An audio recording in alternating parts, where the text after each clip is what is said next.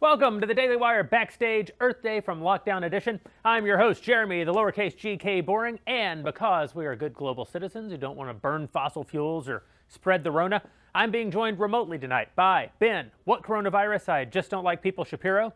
Also, Andrew, oh my God, he hasn't died yet, Klavan. And of course, Michael, he still technically works here, Knowles. We're going to be talking to you guys tonight. Guys, you can't go to the wide shot. They basically ruined the joke, dude. They ruined it? Well, yeah. Professional outfit over here. Unbelievable. They should be ashamed of themselves. They should. It's ridiculous. What would you know about shame?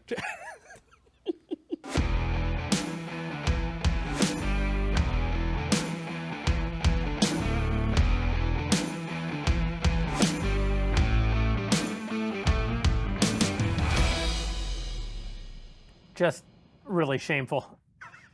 Actually, the truth is that Ben and Drew are, in fact, remote today. Ben, because we can't afford to lose him, and Drew, because we can't afford to insure him. But other than that, it will be backstage as always. From her basement, we still have the lovely, even during the apocalypse, Elisha Krause. Hello, Elisha.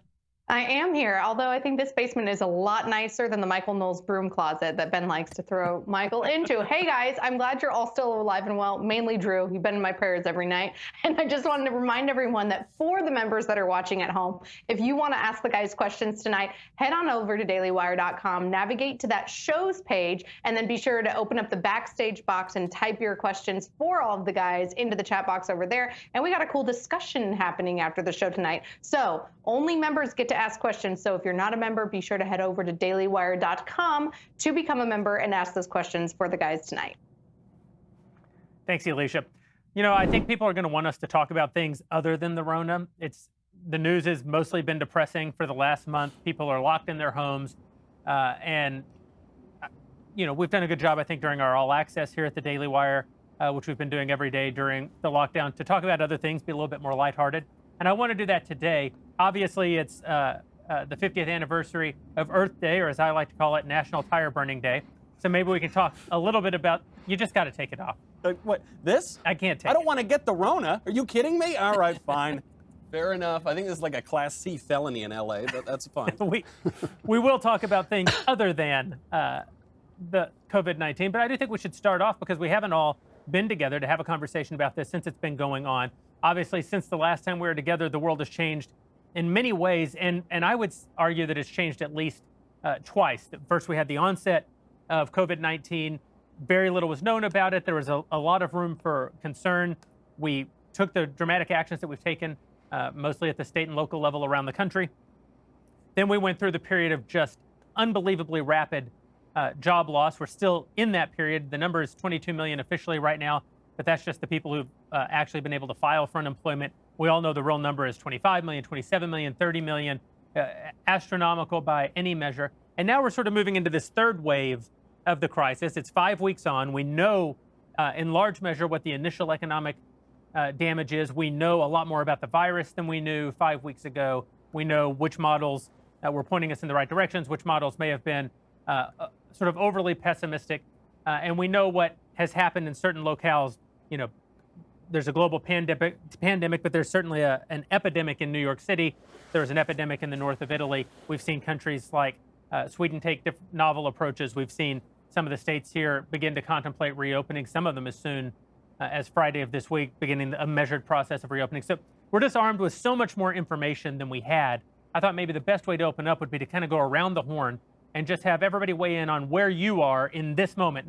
Not necessarily where you've been when we didn't have as much information as we have now, but where you are right now, where you think this is going, just to sort of set the stage for the rest of the conversation. Ben, why don't you kick it off for us? I mean, I think that we're now kind of hitting stasis. What I mean is I don't think that there's going to be any deus ex machina. I think people were sort of hoping that there would be some cure that came along that fixed everything, that the vaccine would either be accelerated or there'd be some sort of treatment that made this thing a lot less dangerous than it is. That's not going to happen. I think people are still being misinformed by the media about this. I think the media are lying to them that if there's widespread testing, then you won't get it, which is not what testing is designed to do. It's designed to trace hotspots and quash them so they don't exceed the medical capacity. I think people thought that flatten the curve meant that once we were done, then we could just go back to our regular lives because we would all be safe. I don't think that was ever accurate. I think that politicians and the media were deliberately misinforming people about all of that. And that's led to outsized expectations as to what the recovery is going to look like. I think that most Americans at this point are trying to assess their level of personal risk. I think many Americans are still waiting for the government to sort of fix this. The government is not going to fix this. The government is going to have to allow people to go out and use their best judgment as to whether they want to work, how they want their lives to go. If you're young and you are healthy, presumably you're going to want to work. You just have to stay away from people who are older and people who are more vulnerable. If you can't do that, then that's sort of my situation, right? I'm at home mainly because while I'm young and I'm healthy and I'm really not worried about me, I have parents who are over here 13 hours a day helping to take care of my kids. I have 3 under 7 and I have a newborn baby and no help. So my parents are over here a lot, so it would endanger them if I went back into the office, in my opinion. But that's arguable. What is not arguable at this point is that we live in a free country, and that means that free citizens are going to have to be given at least the leeway to use their best judgment about what they want to do. If you feel like you're in a riskier subcategory, you're not going to go back. If you're in a less risky subcategory, you will go back. But so that there are not externalities, people will be masking, people will be engaging in social distancing. We're all going to end up doing what Sweden did. The only question is how long each state waits to go back to what Sweden did. And yet we see online this idiotic binary between everybody go back and just smooch each other on the beaches en masse, or alternatively lock down forever until the end of time, until a vaccine is found. Like neither of those is realistic. We're going to end up all doing Sweden, and the only question is when. Michael, where are you at on this? I agree certainly with Ben's point that we're all going to end up doing Sweden, and we could have avoided a lot of misery had we done that. I think this is the most outrageous political power grab of my lifetime. It has been based, apparently now, on ignorance at best and lies at worst. The doomsday models did not come true. Those who were skeptical of the experts absolutely were right to be skeptical of the experts. This slogan that we've heard, which is a perfectly worthwhile slogan, flatten the curve, has been totally misunderstood and warped by the media. What people seem to think flatten the curve means is that fewer people will get it and fewer people will die. That's not what it means. The purpose of flattening the curve is so as not to overwhelm our healthcare system. But of course, if you are not getting an overwhelmed healthcare system, which we are not seeing anywhere in America, including in New York, and if you do not have a vaccine, which we do not currently have, and the experts tell us we're not going to have for 18 months, then flattening the curve is absolutely pointless. It means we're all going to get it at some point anyway. It's going to make it through society. And so you could either have that occur and go on basically with business as usual while taking precautions and protecting the frail and the infirm, and Drew, obviously. Or what you can do is shut down the economy and throw 22 million people out of work and destroy lives and see huge upticks in suicide and drug overdose. It was just painfully incompetent, and the people who were still pushing it are out of their minds at best. Andrew. Yeah, I can't agree with that at all, I got to say. I think that this thing came down the pike. It's not a question of the ultimate numbers. It's a question of how many people die in how short a time and how small a space. And if Broadway in New York is lined with corpses, it's going to have a major, major effect on the entire country. So this thing, I am really, here's what I'm happy about. Let me start there. I'm really happy that Donald Trump has negotiated his way through a major crisis without seizing power. This is one of the few times I've ever seen in a crisis, I can't remember a crisis, when the federal government didn't seize power, when in fact he ceded power, he cut back on regulations that were holding things up. If he can keep that going when the crisis passes, I think it will actually be a net win for us. It's kind of easy for me to be, when a writer is quarantined, how does he even know? It's kind of the way writers live their lives alone. But I'm very cognizant that there are people who can't work from home, who are hurting, as you say, people being out of work. So now, as Trump has said, we have this kind of narrow space we have to negotiate where we have to bring people back to work, we have to get the economy started again, and we have to keep people relatively safe because we don't want a second flare-up, which would really damage the economy. The thing is, here and there have been people like Bill de Blasio in New York and Gretchen Whitmer in Michigan who have abused their power. There have been police officers who have really not acted like American police officers and have been overbearing. And those things, because we get them on the internet right away, they seem like they're happening everywhere, but they're not, actually. I think that this has been handled relatively well, given the fact that it was something we'd never seen before, that came out of nowhere, that we weren't sure what was going to happen. And even though people who, like me, who said these computer models are unreliable, I don't know what I'm talking about. I mean, I just happen to know the computer models are unreliable. I'm not a doctor, and I think that Trump did the right thing. He listened to his medical people. Now he's listening to his financial people.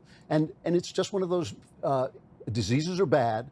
You have to keep calm and carry on. And now it's time to slowly, carefully move back into a moving economy again. The one thing I will just say is I do not think, I'm very big on systemic threats to freedom. Bureaucracy, Supreme Court decisions that are stupid, laws that take away from the Constitution. I don't see a systemic threat to freedom here. What I see is a crisis that has been handled to the best of the people's ability, not knowing what they didn't know.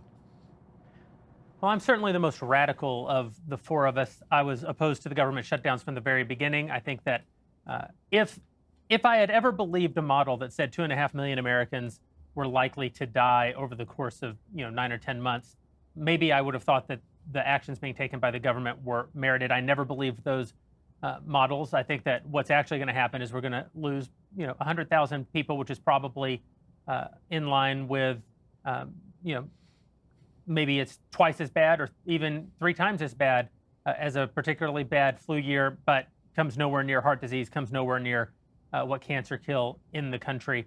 I think that I'm willing, even though I was against the lockdown, I'm willing to say that based on what Donald Trump knew or what Gavin Newsom knew or other governors or mayors around the country 5 weeks ago, I can understand why they may have been scared into taking the initial actions that they took.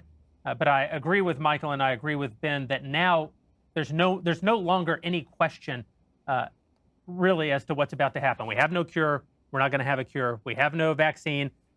Maybe we'll have a vaccine in 18 months. Maybe we won't have a vaccine in 18 years. They say there's no cure for the common cold, and the common cold is a coronavirus. These things are notoriously difficult to come up with vaccines against, to come up with cures for. And so where we are today, as opposed to 5 weeks ago, I don't want to rehash I was right and you were all wrong. I mean, I definitely knew that we shouldn't do this, and we did. And then you should all have that rubbed in a little bit.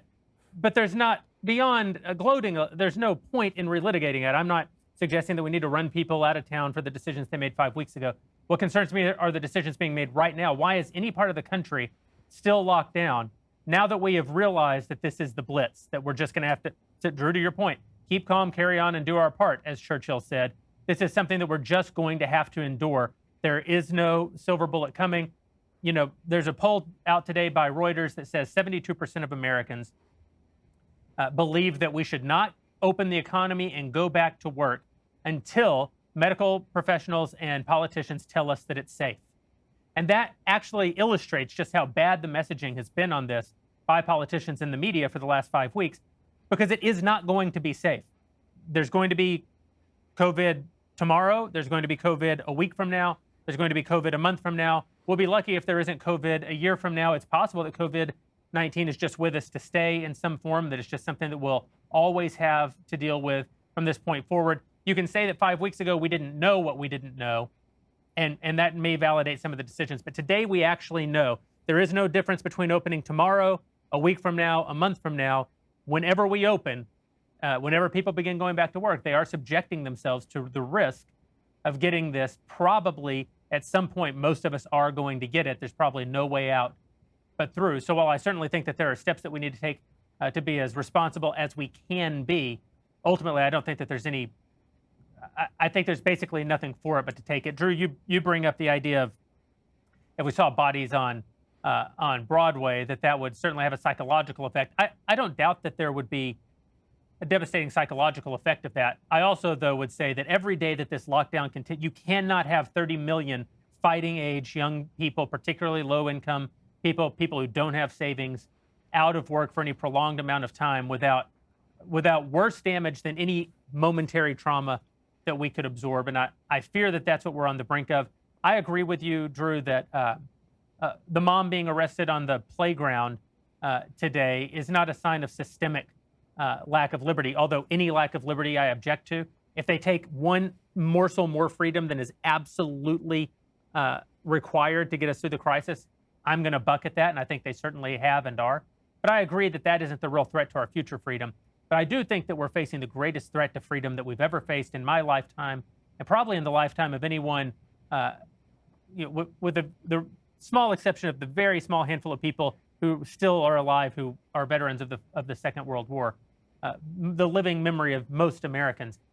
It's not COVID-19, and it's not even this lockdown. It's the consequence of the lockdown. 30 million unemployed people in a presidential election year when the woke left is openly calling for out-and-out socialism is a fundamental threat like nothing that we face politically in our country in my lifetime. That's actually the thing that I'm the most concerned about, and the main reason that I think we have to become realists about COVID so that we can fight the real battle that I think we're in, which is the battle against an ascendant socialist ideology in the country that now has a huge base of unemployed people to go and promise money and welfare and dependency to, who are desperate and actually need something. And so they're more likely candidates for that than people who have a job and are able to provide for their family are. Let's talk a little bit more about this. We'll get a little bit more conversational. But first, when you're shut down and there's absolutely nothing for you to do except argue with Drew, you may wonder, how can I, because those of you who know Drew, he likes to argue the old-fashioned way, pen and ink.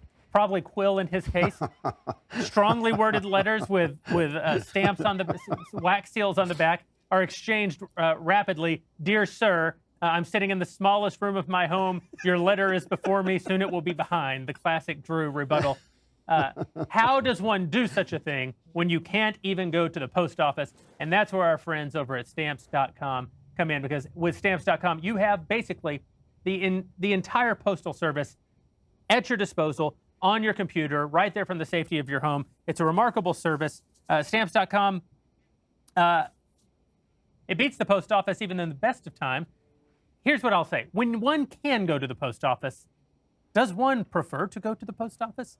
And now one has very little choice. Simply use your computer to print U.S. postage 24/7, any letter, any package, any class of mail, anywhere you want to send. Once your mail is ready, just leave it for your mail carrier, schedule a free package pickup, or drop it in a mailbox. No human contact required. It's that simple. You'll get 5 cents off every first-class stamp and up to 40% off of USPS shipping rates. And now, in addition to offering discounted U.S. Postal Service rates, Stamps.com also offers UPS services with discounts up to 62%. Plus, Stamps.com, you won't even have to pay UPS residential surcharge. Ben, every letter I've gotten from you in the last 3 years has been sent via Stamps.com. I think you were the first adopter of any of us. Oh, yeah. And I've been using Stamps.com even before they were actually an advertiser on the show. Stamps.com is indeed a no-brainer. You don't want to be schlepping your stuff over to the post office right now. In many cases, you can't schlep your stuff over to the post office right now. My listeners and our listeners get a special offer that includes a 4-week trial plus free postage and digital scale, no long-term commitment. Just head on over to Stamps.com, click on the microphone at the top of the homepage, type in Shapiro. That is Stamps.com. Enter code Shapiro, and you get that awesome, awesome deal. You'll save yourself tons of money and tons of time, and all the hassles associated with going into a public area where people are coughing on packages. Go to Stamps.com and use that code Shapiro for the special deal. Sometimes at home, when I'm about to open a package, I still cough on it, though, just so that I can kind of feel normal. Yeah. Just so I can kind of feel normal. Drew, you're the person, I think of the four of us, there's certainly room between my position, Ben's position, Michael's position. It sounds like your position may be the most unique of the four of us. So why don't you kind of respond maybe to what you heard the three of us say and give us a little bit more detail about where you are? Yeah, I mean, I think the whole thing about statistics, you know, the lies, damn lies, and statistics, is that when you say so many people die of a heart attack, so many people die of a flu, this is just the way it is, that's not really what's happening so far. Again, there's a lot of things we don't know, and it's important to know that we don't know. And there's a lot of people on Twitter who've gotten these Twitter medical degrees that seem to just come with turning on Twitter. You know, I mean, you don't have to go to college for a lot of things, but to be a doctor, I think it's a good thing, you know, to go to school. And the thing about the statistics here is that when 3,000 people died in one day in New York, we went to war for 20 years. We're still at war because those 3,000 people died. That's 20 years of war. 700,000 people have died of, Americans have died of AIDS in 40 years. And our entire attitude toward gay people has gone through a revolution, mostly because of that. It's really not all about statistics, and it really is all about humanity. And when I say if something hit New York, and if I'm looking at my TV or my computer and I'm seeing bodies lined on Broadway, everything is going to change forever. And if you think people are unwilling to come out now, after they see that, they're going to be completely unwilling to come out. And so I think the problem is, look, I really love my liberties, and I'm very fierce about defending them, but I defend them against things that I think long-term are threats to them. And because Donald Trump is president right now, and because his interests align with mine, he wants to keep people safe, if only for his own political fortunes. He wants to reopen business, if only for his political fortunes. Because he's the president, I'm not worried about what they're doing. I think they're doing the thing that they feel they have to do, and they do have, as Donald Trump might say, the best information. They have the best information of anybody, and they're doing the thing that I think should be done. So I guess what I feel is like, yeah, if you could just eliminate the shouting, if you could, just suck out the shouting out of the air for a minute, all the you didn't do this first and you didn't do that, what you would see is a threat came down the pike. We shut down to keep the hospitals, to flatten the curve so that the hospitals wouldn't be overwhelmed. Things, obviously, as they always do, they didn't turn out the way the experts think they did, but they had to do what they had to do. Now we have got to go back to work, but we've got to go back to work in such a way that there is not a massive flare-up of this thing so that people shut down again, because I think that would be the worst thing that could happen to the economy. And I am really cognizant, very cognizant of the people out of work. Again, with statistics, it's not so much how many people are out of work, it's how long they're out of work. If everybody on earth is out of work for 10 minutes, that's not so good. If 30 million people are out of work for a year, then we've got a real problem. So what I'm concerned about is that we start the economy in a smart way. That seems to be the idea. There's going to be, I love the fact that Trump, remembered the word federalism, and that's actually what he was doing. He's like, he doesn't know what it's called. He said, I think they call it federalism or something. He doesn't know what it's called, but he's doing it. So each governor is actually in a position to do what has to be done, which is the way federalism is supposed to work. And, I just think it's sad, but this is what we should be doing. And the problem for me with the Churchill thing, and there's no way out but through, so there's no enemy here. It's just a germ. It's just a bug. There's the enemy is China, and we have to deal with that later. But this is just one of those terrible things that happens. But dude, let me at least ask a follow-up. Let me at least ask a follow-up. When I say there's no way out but through, it's because there is no way out but through. What is the alternative? Like, do you believe that sometime in the amount of time that we can keep the economy shut down, let's call that a couple more weeks, maybe another month, do you believe that there will be some externality, to use Ben's word, that comes along and mitigates this disease for us? Or do you believe, as I do, that no, we are actually just going to have to go through this? Well, I think that it's all a question. Look, there's not really a lot of wiggle room here. It's all a question of we have to restart the economy. We agree about that. But we also have to keep vulnerable people as safe as possible for as long as possible and hope there will be externalities. I've been very disappointed in Israel. You got a whole country full of Jews. They can't cure a disease. I mean, what the hell, Ben? What's going on here? But no, seriously, of course, I do look forward to all the people who are boycotting, divesting, and sanctioning Israel, not taking any of the things that Israel develops. They'll do it later. That'll really be suddenly not so much. Really be excellent. They're going to boycott the day after the vaccine comes out, but not before then.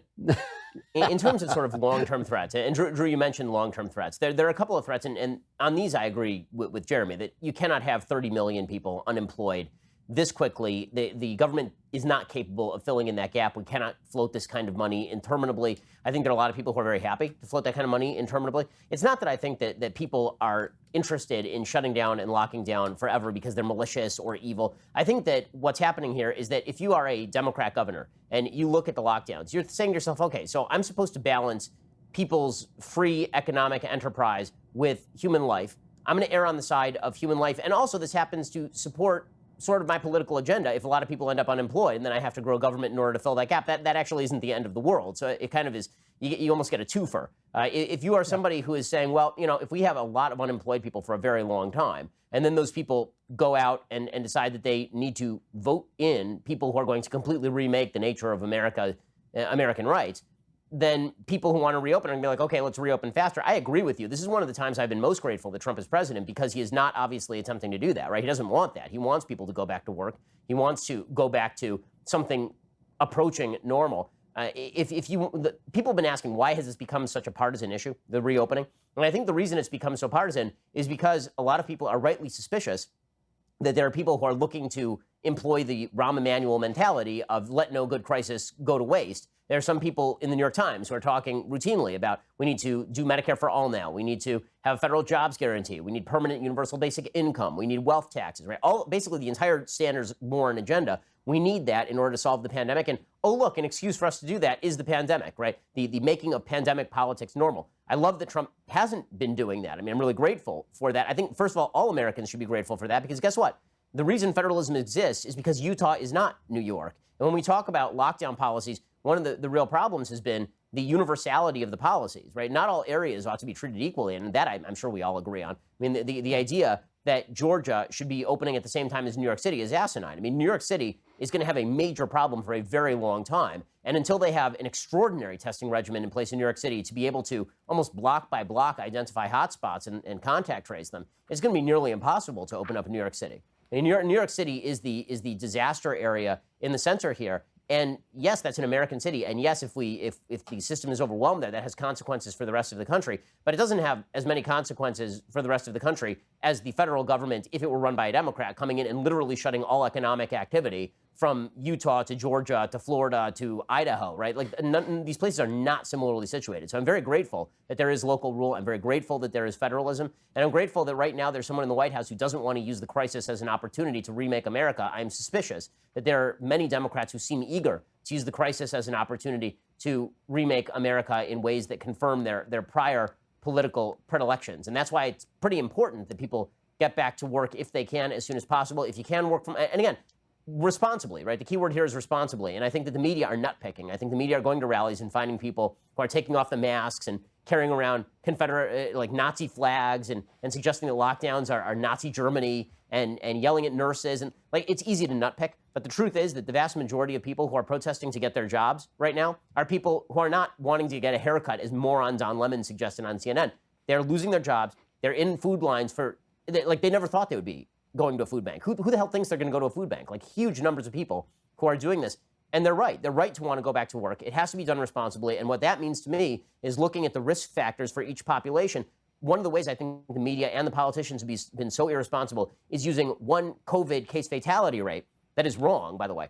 Using that as a blanket, right? So originally the WHO said that this was going to be, not the band, the garbage Chinese front organization, the WHO, they had suggested that there was a 3.4% case fatality rate from this thing. That is obviously untrue. The actual case fatality rate from this thing is probably somewhere between 0.3 and 0.6%. And that is a lot higher than the flu. And when you combine that with the fact that the replication rate, the infection rate is at least 3 times higher than the flu, or about 3 times higher than the flu, you could easily, just by doing some simple math, realize that if you lose 50,000 people in a year from the flu, that the number from this is going to be 450,000 people, right? You're going to multiply it by 9 because you're getting 3 times the infection rate and 3 times the actual death rate. But that is mostly people who are older, right? I mean, the death rates for people who are obtaining this and are above the age of 80 are staggering and horrifying. If you're below the age of 40, the chances, and healthy, and you don't have a serious pre-existing condition, the chances that you die from this are incredibly minimal. I mean, very, very low. Yeah. If you're under the age of 20, you're not dying from it, right? If you're under the age of 40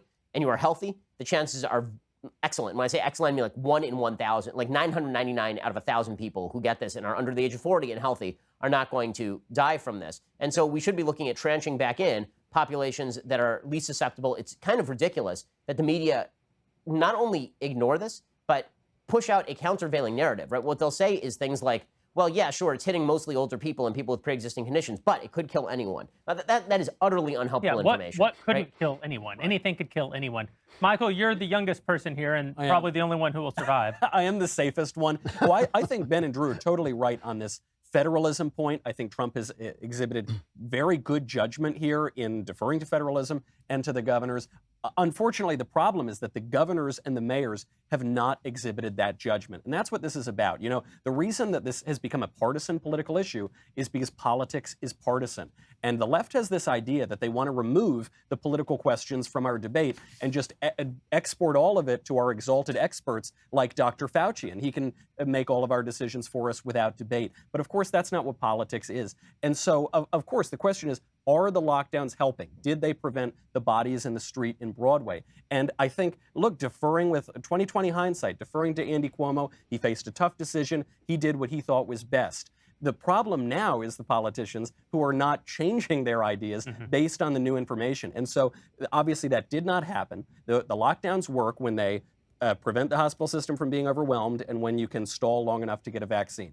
Neither of those things are happening. Okay, so now it seems likely that the lockdowns will cause more damage, more deaths than had they not happened. Again, hindsight's 20/20. But the problem now, you see Andy Cuomo doubling down. You see Eric Garcetti, the worst mayor in America, mayor of LA. He said 3 weeks ago, he said, there is no projection in which in 2 weeks LA doesn't look like New York, you know, mass death, chaos like Italy. And then the trouble with making predictions is eventually you get to see if they're true or not. It did not come true. LA is doing fine. On the day it turned out that his projection was false, do you know what he did? Did he change his mind? Did he lighten up? Did he let people go back to work? Now if half of Angelenos are unemployed? No. He doubled down that very same day and extended the lockdown. To me, that seems like an abuse. And that seems like poor judgment, which is all we're asking of our politicians is their judgment. And I don't think a lot of them have shown. Yeah. And the worst lack of judgment that we're seeing is turning criminals out onto the streets, which, like we're seeing crime rates are starting to soar. We had actually an incident here at the Daily Wire where at 5:45 in the morning, one of our critical staff, and we are, because we're media, we are considered an essential organization. Nevertheless, 90% of our staff is working remotely, but there are a handful of people who have to be here to make sure that the broadcasts are able to go out, and they start their day very early. One of our employees drove in at 5:45 in the morning. Someone pulled out of a parking lot and started following them. We have gates, on our parking garage. The gate opened, the employee came in, the person gunned the gas and flew in after them and pulled up behind them and blocked them. Of course, it's 5:45 in the morning. It's pitch black outside. The person is wearing a mask and now is blocking our employee in. Fortunately, we have armed security in the building, and armed security saw this happen, ran down to the parking garage and had a confrontation with the person, and we were able to get them out the door without any extreme incident. To me, though, there's no question what was happening, and it's that with so little activity out there, with so few people, so many people so desperate, there's just an increase in crime. I know we're all also a little bit edgier than usual, being shut in with your loved ones day after day after day makes you, love them just as much. But I heard something in my house a few nights ago. We sleep on the second floor. I heard something downstairs that normally wouldn't have startled me at all. Under the circumstances, I was more startled than usual. That's why I'm glad that we all have Ring at our homes. Wow, what a segue this I'm getting better. I'm just getting better. There's no question about it. Ring is great because without getting out of my bed, I can see what that noise was downstairs. Well, maybe not what the noise was, but I can sure see what it wasn't, that it wasn't someone in my home. Ring gives you protection at every corner and helps create custom, affordable security for your home. Ring detects motion when people come onto your property, and Ring's video doorbells let you answer the door and check in on your home anytime from anywhere. And as we all know, from anywhere just means from your bedroom, the only place you're allowed to go today. This is also great. Listen, right now we're having a lot of things shipped to our house. It's not good, especially when crime is up, to have stuff sitting on your stoop for too long. You want to know when something gets dropped at your front door. You want to be able to keep an eye on your property. Ring helps you do that. Ring helps you stay connected to your home anywhere in the world. If there's a package delivery, a surprise visitor, you get peace of mind knowing that your loved ones are safe and that was only your small terrier rummaging around downstairs and you're really something of a coward, hypothetically. Ben, you use Ring. I do indeed use Ring, and I keep track of my children, and also I scout out future vacation spots like my other bedroom and also the kitchen. So Ring is really useful this way. If you are looking, it's like Travelocity now for your actual life. Ring is great. I mean, I've been using it for years to keep me safe because I receive an inordinate number of death threats. Now the good news is that all those people are quarantined too, but at the very least I can keep track of my kids on my property, and as Jeremy says, you can keep track of anything going on your property or at your front door anytime, all the time. Right now they've upgraded a lot of their stuff. They've got the Ring Video Doorbell 3 upgraded with additional security features and works on any home. You can see and speak with visitors with the HD video two-way talk. They've got dual band Wi-Fi, which makes it more flexible and reliable connection. Plus, they have a quick release rechargeable battery pack so you can recharge this thing super easily. Get a special offer on the Ring Welcome Kit when you go to ring.com/backstage. That welcome kit includes the Ring Video Doorbell 3 and the Chime Pro. That is all you need to start building that custom security for your home today. Just go to ring.com/backstage. That is ring.com/backstage. Go check them out right now. ring.com/backstage. So we're going to hear from our Daily Wire insiders who are able to write in at dailywire.com and ask questions. Alicia sorts through those questions and brings us only the very best. But before we do that, we're going to give you time to get your questions in by becoming a subscriber. If you join as an All Access or Insider Plus member right now using the promo code Backstage, not only will you get an additional 10% off, but you will get a second, yes, a second Leftist Tears tumbler, and you can get your question in on the show. Head over there and do that. Before we take questions, though, there is one other major event happening in the world today besides nothing, which is what we're allowed to do, and that is that today is the day every year when we commemorate the beautiful Gaia, when we commemorate the murder and composting of a woman more than 50 years ago, when we celebrate our right as Americans to catch actual tires on fire, to blot out the drones which are trying to spy on us from above. Yes, that's right. It's National Tire Burning Day. Michael, tell us a little bit about how we got this holiday. This year, Jeremy, marks the 50th anniversary of Earth Day. And that's a long time to be around. 20 years longer, to be precise, than the life of Holly Maddox, who was beaten and murdered at the age of 30 by one of Earth Day's leaders, Ira Einhorn. Yes, the media portray a bright picture of Earth Day, happy hippies celebrating nature. But there's a darker side to this pantheistic bacchanal that the tree huggers don't want you to know about. Namely, that the co-founder was a lunatic killer who took his environmentalism so seriously that he composted his girlfriend's body in a trunk. Einhorn spoke at the first Earth Day celebration in Philadelphia on April 22, 1970. 7 years later, his girlfriend dumped him, at which point he flew into a rage and murdered her. But like so many leftists before and since, Einhorn wasn't held responsible for his crime, at least not at first. In fact, 1 year after the murder, I kid you not, Harvard gave Einhorn a job lecturing at the Harvard University Institute of Politics. The Harvard administration welcomed the yippie with open arms, gushing in the student newspaper that Einhorn offered a perspective different from anybody else's, you can say that again, and that he would contribute to the richness of our program. Einhorn was finally caught the following year when a strange red-brown liquid began to leak from the ceiling beneath his apartment, at which point the environmental activist jumped bail and fled the country for 17 years before being extradited back to the States in the late 1990s. Since then, the environmental movement and its sycophants in the mainstream media have done everything they can to distance themselves from Einhorn. The other founders have disavowed him. Time magazine ran a spread calling the story fake news. But the historical accounts remain, and even Big Green can't deny the photos of Einhorn on stage addressing the crowds at the first Earth Day event in Philly 50 years ago today. Happy Earth Day, everybody. So the water is cleaner, the sky is clearer, but don't go upstairs for the love of God. If you want to ask us questions about the Rona, about Earth Day, about where you can burn your tire, head over to dailywire.com and become a member. Elisha, what kind of questions are we hearing so far today?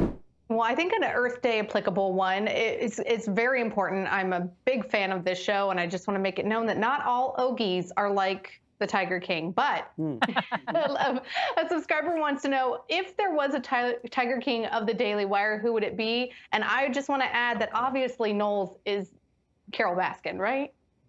That I'm Carol Baskin? No. You're the Carol Baskin of the Daily Wire. No. Yeah. I want to be that weird guru, like sex cult guy. I forget his name, but that's the one I want. Of course you do. Doc Antle. Yeah, Doc. No, there's no question Jeremy is Doc Antle in this particular casting. That's fair enough. And there's also no question that Knowles is basically what's the name of the guy who steals the zoo? Oh, yeah. What is that guy's name? That's a good guy to be. I like that. There's no question he's that guy, Jeff. right? I mean, like Jeff. going to Vegas, pretending that he's super rich, but Jeff Lowe. He's Lowe. definitely Jeff Lowe. Joe Exotic.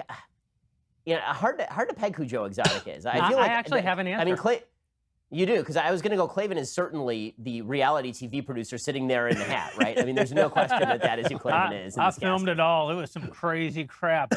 Yeah, that guy was terrific. I got to say, though, and this won't mean much to the folks at home, but we have a senior accountant on our team, one of the best employees in the company. His name is Matt. I'll spare his last name in case For anybody his wants future employment. Yeah. And he has a mullet already. He came into the office. He's been working from home for the last 5 weeks. He came into the office to do some temporary accounting work that someone just had to be here legally to do. He's always had a mullet and handlebar mustache. In quarantine, it has become sublime. It is a thing of such beauty. All that's missing is the bleach, and he will be Joe Exotic. And I gotta say, I don't know what tiger piss smells like, but that guy'd been in quarantine for quite some time when he walked down the halls. It is possible he has big cats. Yep. By the way, quick note, I mean, Alicia, I hate to do this to you, but there is no question you're Carol Baskin. There is no question you're Carol Baskin, right? I mean, like, can we all agree on this? Eric is in serious trouble. I mean, the fact of the matter is, who at this company is like, animals are great, and I would love to protect animals. Animals are wonderful, and also no one else. I will have all of the animals. I will have all of them. And also, Alicia, like, for those who watch the show, they understand that Alicia is incredibly charming and wonderful. Hi, little cats and kittens. And then behind the scenes, she is a vicious killer. Just a killer. I mean, there's just, this is the easiest casting decision we've ever had to make here at the Daily Wire. Alicia Krauss as Carol Baskin is a no-brainer. Ben just knows that because he's seen me at 6 a.m. for 4 years in a row. Correct. Absolutely correct. Absolutely correct. We are all our true selves at 6 a.m. with a lovable liberal who will not be named. All right, next important question. Drew touched on it a little bit, and you guys were kind of debating about this at the top of the show. Subscriber was interested to know, do you guys think that the Democrats partly want us to say quarantine, shelter at home, lockdown, whatever you want to call it, as long as possible so the economy continues to fail, and then that hurts Trump in the election in November? Drew? Oh, yeah, absolutely. There's no question about it. I mean, the one thing that has really come out, and it's something I just hammer at, and I think it's so important, is our media are really the worst people in the country. I mean, there are guys that they are letting out of prison now who are not as bad as the people who work in the news media. I mean, they have been I didn't mention that the guy who pulled into our parking garage at 5:45 looked suspiciously like Chris Cuomo, but it couldn't have been him because he was still in the basement. He was in the basement. Well, I mean, when Brian Stelter said he missed his deadline because he had to crawl into bed and cry, I thought of all the times in American history when men have said, like, give me liberty, or I'll crawl into my bed and cry, or or remember the Alamo because I'm crying for our pre-Alamo life. All the great men in history who've acted like Brian Stelter, and that this is what they're displaying to people outside of the media world is just absolutely terrifying. And one of the things I think that has actually been, in a serious way, a bad thing is that it's hard to get information. I mean, I'm reading charts, I'm reading, medical things, but if you're watching the news, you have no idea what the facts are, unless you are reading maybe the Wall Street Journal, watching Bret Baier's show on Fox. You have no idea what the facts are. So, yeah, I definitely think, to answer the question, I definitely think there are Democrats, many Democrats, who, as Jeremy was saying and Ben was saying, want to manipulate this crisis into socialism. And there are also Democrats who would like just to see the world burn, basically, so that Donald Trump loses in November. Anybody who votes for Joe Biden to handle this crisis deserves every single thing that they get. I don't even want to think about what you deserve. By the way, is Matt Drudge the Joker from The Dark Knight? Speaking of people just wanting to watch the world burn. I do not believe that Drudge is running that site anymore. Yeah, I don't think so. I think he's actually just like Bruce Wayne from The Dark Knight, because he's a super rich guy who's not running a website anymore, and whoever bought it from him is doing it. Ben, I think the coverage there is so. I mean, there's no question that the coverage at Drudge, in terms of what he chooses to link, is extraordinarily alarmist, right? I mean, if you read nothing but Drudge, you will come away so alarmed about the state of the world that you will lose your mind. And then when you actually look at the studies that are coming down, you're concerned, but not in a state of screaming hair on fire alarm, unless you're a member of a vulnerable group, right? I mean, which is really where we ought to be. As far as sort of the intent of Democrats, I think that it's worth noting that I think the intent of the media is in part to just slam Trump. I'm not even sure it's, I want the economy to tank and therefore I want lockdown. It's Trump is anti-lockdown, therefore I want lockdown, right? We are going to set up a bar that no one can clear. And this is why you see Anderson Cooper repeating obvious idiocies like, we're not going to be safe until we have 20 million tests a day. Okay, so now you set up a standard that no one is ever going to clear. That isn't about him like wanting the economy to tank. I think that's about him setting up a standard that no one could possibly meet. And you see this in the media, in the coverage of the ventilator stuff, right? Rich Lowry had a great column on this at National Review, talking about the fact that the ventilators came. Trump did it, right? The ventilators showed up where they were supposed to show up. There was no shortage of ventilators. And all you were getting for weeks on end was, where are the ventilators? And Trump gave them, and then it was like, oh, what was that a story? Ventilators? Oh, well, what happened there? It really is more about getting Trump than anything else from the perspective of what bars they're setting that need to be exceeded in order for the lockdowns to end. Again, I think that some of this is unconscious. I think that if you are Gretchen Whitmer, you're thinking, I'm going to get blamed for every excess death. I'm a politician. I'm getting cheered for my lockdown policies. And if things stay locked down, well, then I also get to pursue some of my broader policies, like extending the scope of government. So it's not that she is choosing between competing priorities. It's that all the priorities line up behind what she wants, right? I mean, it's not like the economy versus lost life. It is, we can avoid lost life, and also I can shape the economy in a way that I think is actually better for the country at the same time. So the competing priorities tend to not even be there. Instead, it's just reinforcement. This is what you see with Garcetti, right? Garcetti, as Michael says, I don't know how you can name him the worst mayor in the United States. Bill de Blasio is a human being and is a mayor of a major city. I mean, Bill de Blasio, I mean, it's like, Garcetti's awful. I mean, make no mistake. Garcetti is a garbage heap of humanity. I mean, the man shut down the turnoffs on Mulholland Drive. On Mulholland Drive, those turnoffs are the size of, like, my couch over here, right? Those are postage stamps. And he had somebody go out there with yellow tape and tape them off as though we're going to have, like, mass gatherings on the turnoffs on Mulholland Drive. And by the way, you just drive over to Burbank, and Burbank, where they are not crazy, they have signs in the park that say, you should act responsibly. So there are a bunch of people at the park, and they're all 20 feet away from each other, acting responsibly in the open air where you're not going to get coronavirus, because it turns out, you know how you get coronavirus? Being stuck in small rooms with other people. Being outside is actually a very, very good thing. I generally agree with everything you just said, except that defense of Governor Whitmer, who you say that she's acting out of self-interest. She's obviously trying to punish the November criminals, and I don't think there's any question about it. Alicia, do you have one more question for us?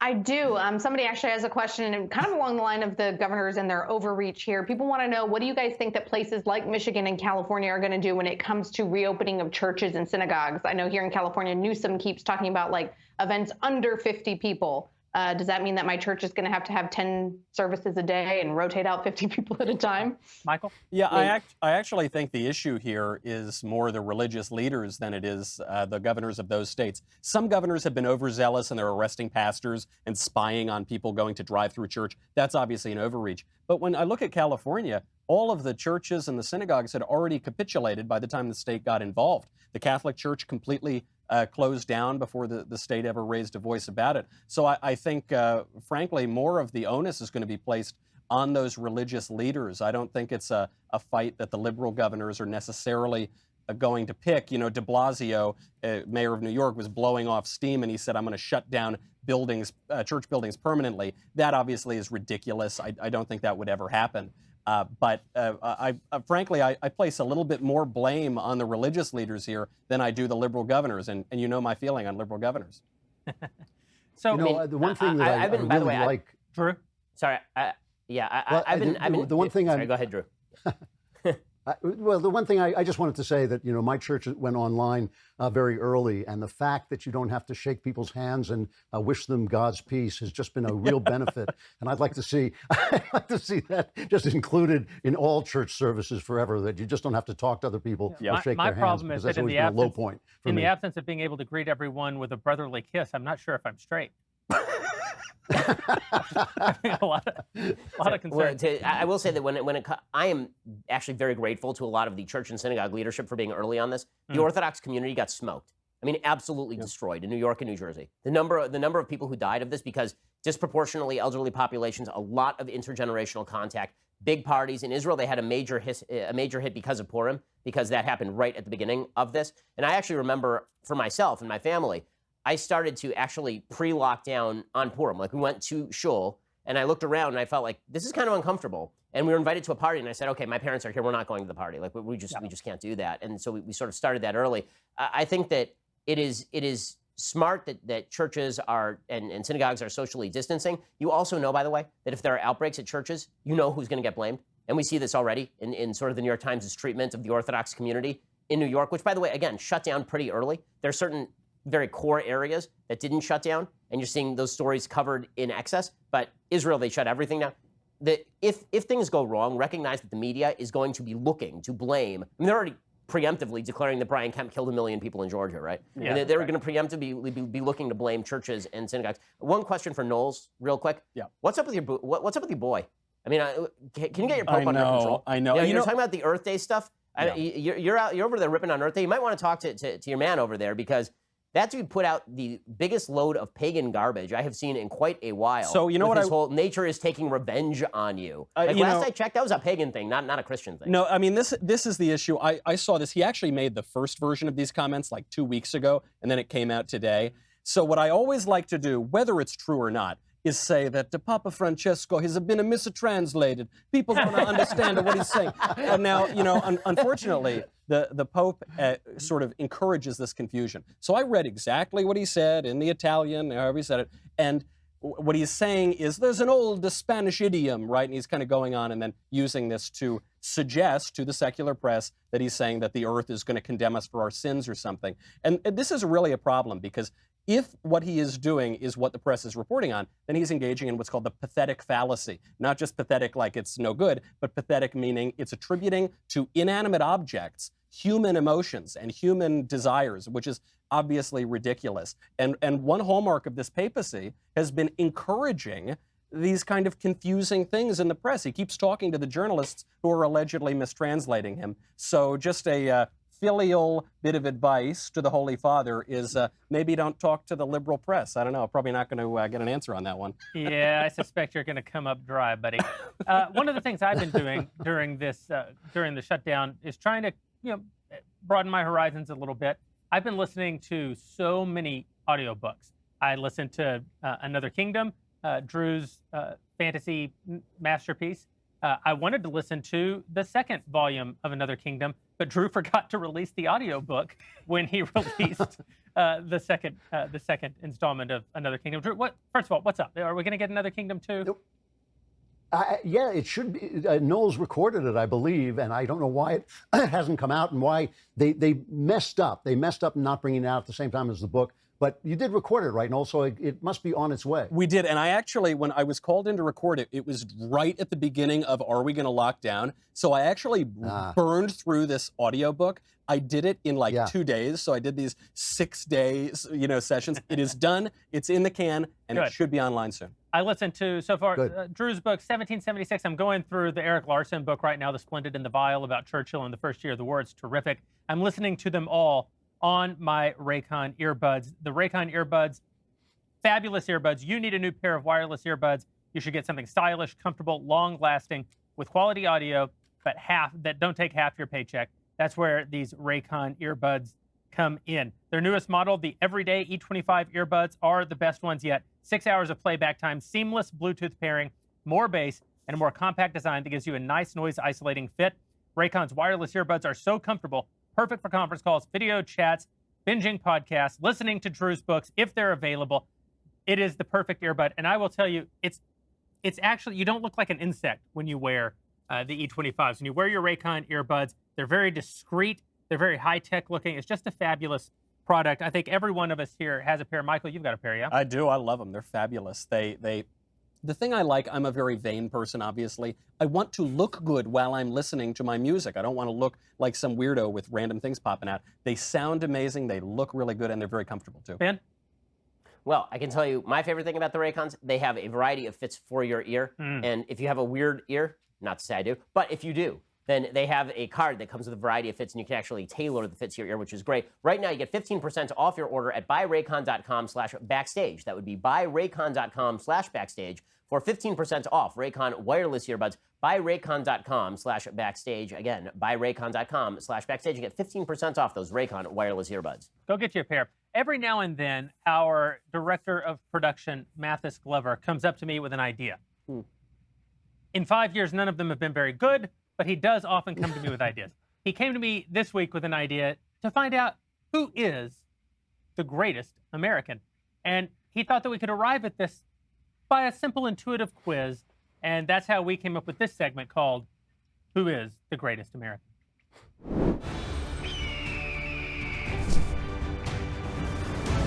Who is the greatest American?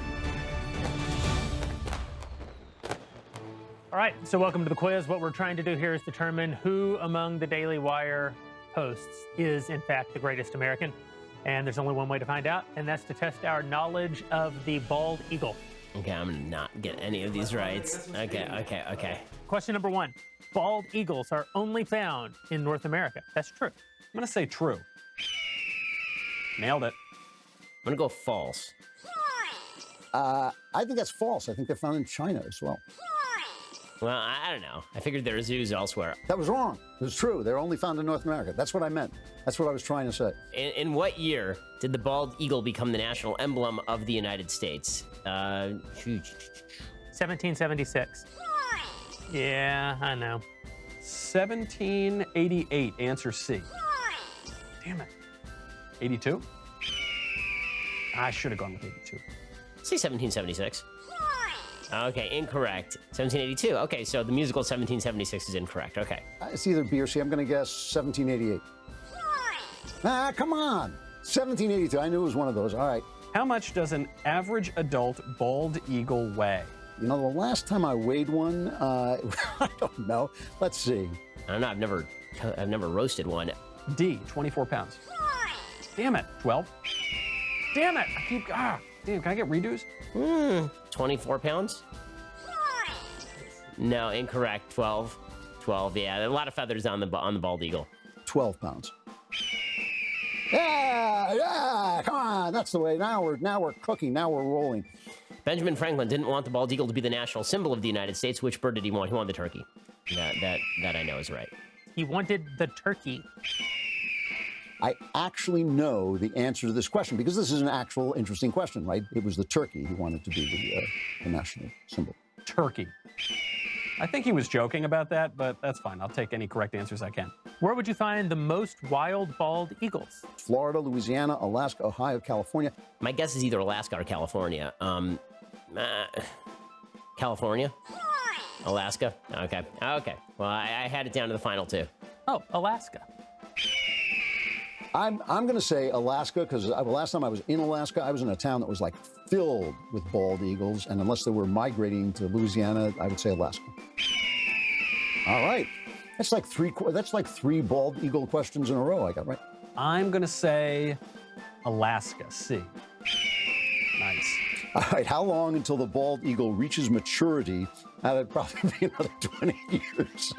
It's because of the drinking. You know, if he wouldn't go out to the bars all the time, he would become mature. Get a job. Get a job, bald eagle. How long until the bald eagle reaches maturity and sports the signature snow white head and tail? I have no idea. 1 year. I don't know. 4 years? My God. They age like a movie star. Well, in my lengthy study of bald eagles, which I was planning to do but never got around to, I'm going to say 6 months. What is it? 4 years before he gets bald, huh? Yeah, well, it took me 23. They don't have the signature white head and tail until they're 3 years old. Oh, 4 years old. How fast can the bald eagle move when chasing prey? B, 60 miles an hour. I'm going to go with 75 miles per hour. 100 miles an hour? God dang, that's a great bird. 60 miles an hour? Incorrect. D, 100 miles an hour. Wow. We picked a cool animal, guys. Good job, founders. Male bald eagles are usually larger than females. True? Yikes. America's always been a matriarchy. John Wayne said that once. I'll say true. False. Okay. So, my knowledge of the animal kingdom is wildly flawed, guys. So that's false. That sounds like a trick question that's going to be false, but I'm going to say true. All right. They just look larger because they're holding the remote. Where does a bald eagle usually build its nest? Sturdy ledge of a cliff? I don't know. No. Top of a tall tree in the sun. I'll say on the ledge of a cliff. Usually build their nests in the top of a tall tree. B, on the sturdy ledge of a cliff.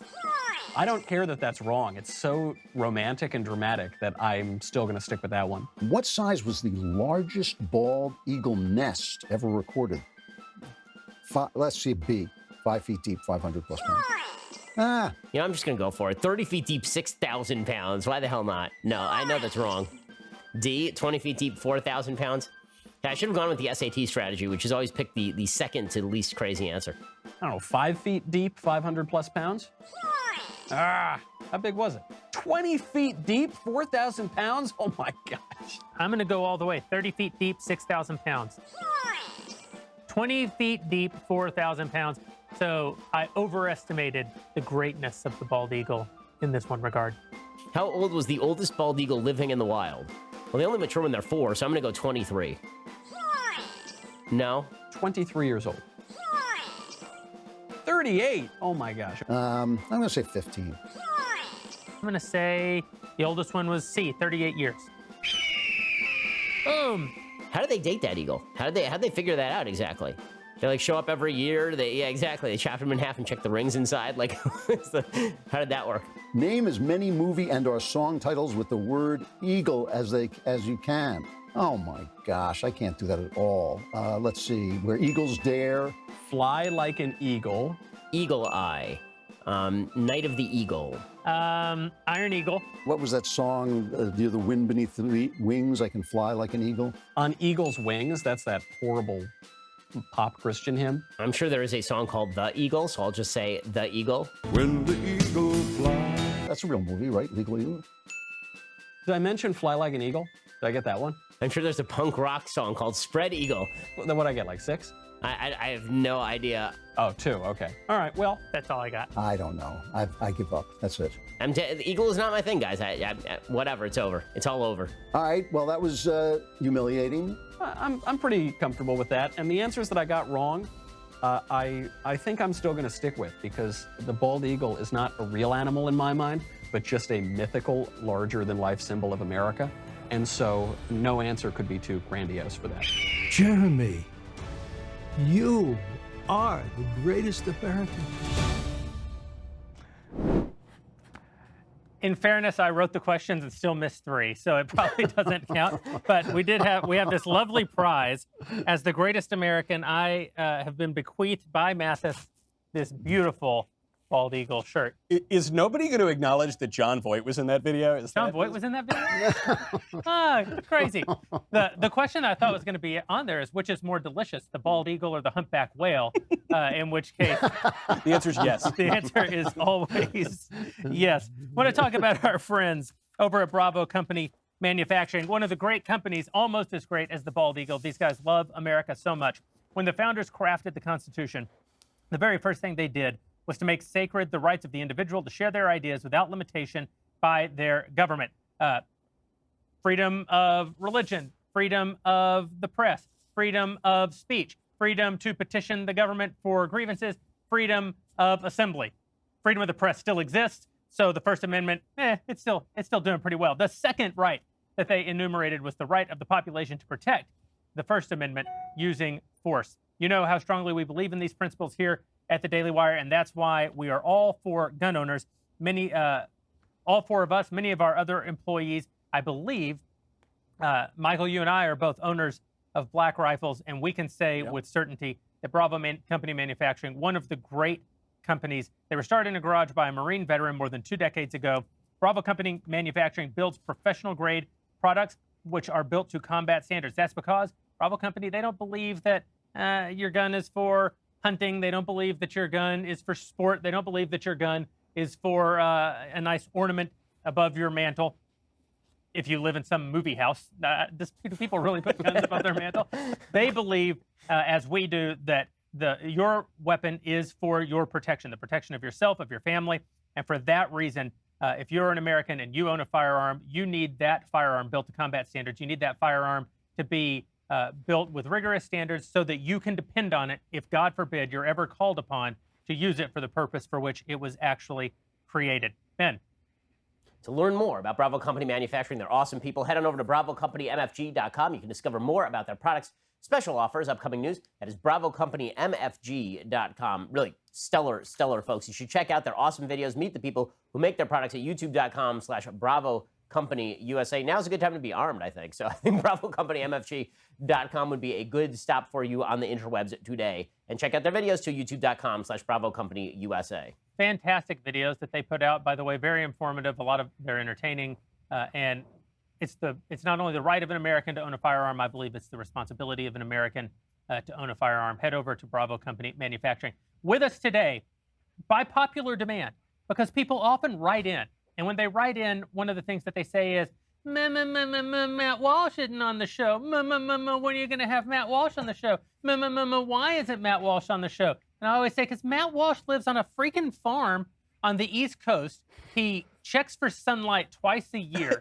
He raises his kids. And he does his show from his home studio. I have met Matt Walsh 0.5 times in all of my years in the conservative. But since we're all doing the show remotely now, it seems perfectly natural to invite on our colleague, Matt Walsh. Matt, are you with us? Yeah, I'm here. I think I'm here, right? You are here. I am here. Okay. You are the Daily Wire host with the finest beard. I'm just going to go ahead and say it. Wow. Well, that's I guess it's just between me and you. So you have given me that title then. Occasionally, Drew has a nice beard. In fact, Drew, Yeah, the last time I saw you, you had a beard. I have a beard. It's just white, so you can't see it. Is that what's going to happen? All right. Not to you, bud. I'm waiting for it to grow in someday. Never do. Matt, we've all kind of gone around the horn and given an update about where we are on the current goings-on, COVID and the government response.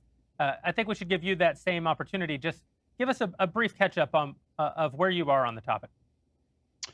Well, I've been ready to get things opened up again for weeks now. So I'm glad that some states are starting to do that. I think I don't know if you guys mentioned the report in the New York Times about the UN raising the concern of 150 million people globally who could be on the brink of starvation because of the lockdown and the ramifications of that. So, when you look at that, and then you also factor in, of course, in this country, the homelessness and drug overdoses and suicide, there's a very good chance that many more people will die because of the lockdown than we have saved by the lockdown, especially when you consider, I'm not convinced we've saved a single person from the lockdown. Yeah. We may have just sort of put off their death temporarily. So is that worth the price? And I would say definitely not. And then when you factor in, of course, civil liberties and everything, it's just, I think it's been maybe the greatest blunder by the American government in history. It could end up being their worst blunder in history when all is said and done. So that's an interesting point that you raised, that we may not have actually saved any lives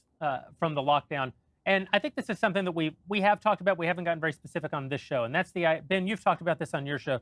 The idea that flattening the curve doesn't actually change the total area of the curve, the area of the curve representing the total number of people who are sort of encompassed in the curve.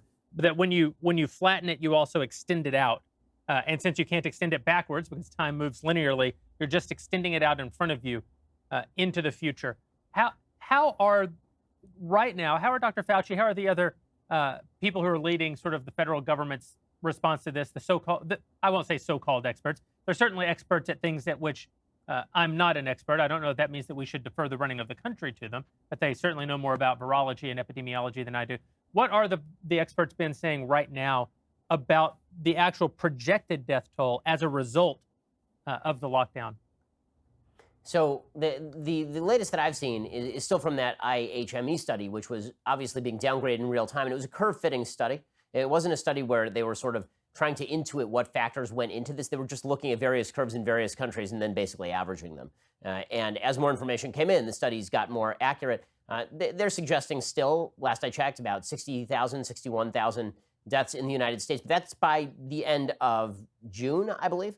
So now everybody is talking about that second wave. And I was pointing out when it came to these models, particularly that particular IHME study, that study cuts off August 1st. So if it cuts off August 1st, you don't get any of the second wave. And one of the things that Sweden has been trying is, of course, to try and reach some level of herd immunity so that when a second wave comes, it's more of a ripple than a second wave. One of the concerns here is that as kids go back to school and as people start to sort of go back to normal, that there will be a massive second wave in the fall. Now, I will say that if the U.S. healthcare system had been completely swamped, that would have been a very, very bad thing. It would have meant additional deaths because some people who needed care were not going to be able to get care the way that it was in Italy. Also, if you happen to like our private healthcare system, there would never have been a better case against the U.S. private healthcare system than if we get swamped by Italy. If it turns out that there's just people dying in the ER wards waiting for a ventilator, then the calls for Medicare for all would have been a lot worse than they have been even so far. I want to push back just a little bit with something that I haven't heard a lot of people drawing attention to, and that's the fact that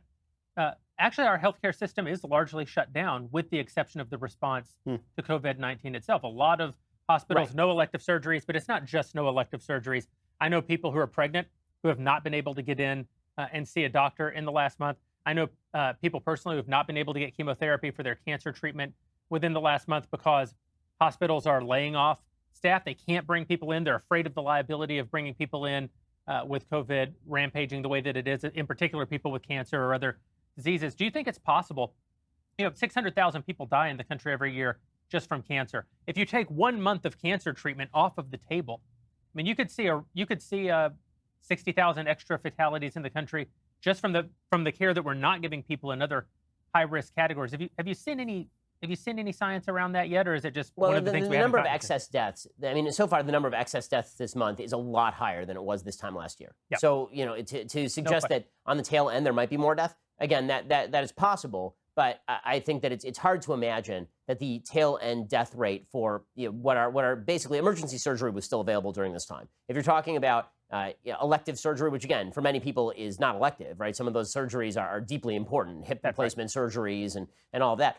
Then that's bad stuff, and it means that it's going to have to come back online. Even Andrew Cuomo is now allowing those things to come back online in New York State. With all of that said, I wouldn't want to downgrade what has happened over the past month. I mean, we have seen when people compare this to the flu, for example. I know a lot of people have been objecting to any of those sorts of comparisons. First of all, I think that comparing viral diseases to viral diseases makes sense, but there are ways in which this is not like a flu. One way this is not like a flu is that the entire death toll for a year in a completely open environment with a vaccine available for the flu is maybe 30 or 40,000, anywhere from 20 to 60,000 in a year. We've seen 46,000 deaths in the United States effectively in 3.5 weeks. I mean, that is an extraordinary toll. And if the lockdowns end and people do not socially distance, and again, I think that's the best it's going to be. I don't think there's a world where the lockdown ends and everything is hunky-dory and a lot of people don't die. I think a lot of people will die. I think the question is going to be, are people responsible enough to be trusted with their liberty such that they are not going around coughing on each other, going to highly populated areas and infecting each other? I do trust the American people with that liberty. I think that this is what you saw in Florida, right? In Florida, Ron DeSantis left a lot of the beaches open because guess what? You're not going to get this on a beach if you stay 6 feet away from other people, right? And that's why the objections to what was going on in Jacksonville were absurd. Even Dr. Birx, who's pretty cautious on this stuff, was like, are you guys kidding? There have been 20 cases in Jacksonville, and people are 6 feet away from each other.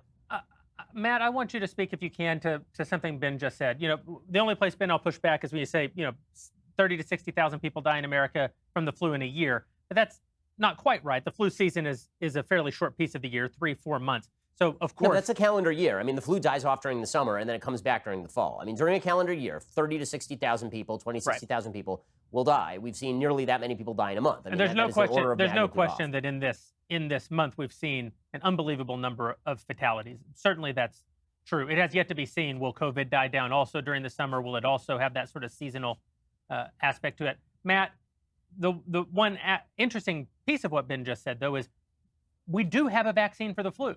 So we have 30 to 60,000 people who die every year from the flu in this country. Yeah. With a vaccine. What do you think is our hope where things like treatments and vaccines are concerned? What are you seeing out there that gives you hope? And what are you seeing out there maybe just as a realist? Yeah, I can speak as a realist. I mean, in terms of what treatments are on the horizon, I can't really speak to that. All I can do is listen to what the doctors say in terms of a vaccine. And I haven't heard any knowledgeable person predict that we're going to have a vaccine within a year. I mean, we're looking at a year, 2 years.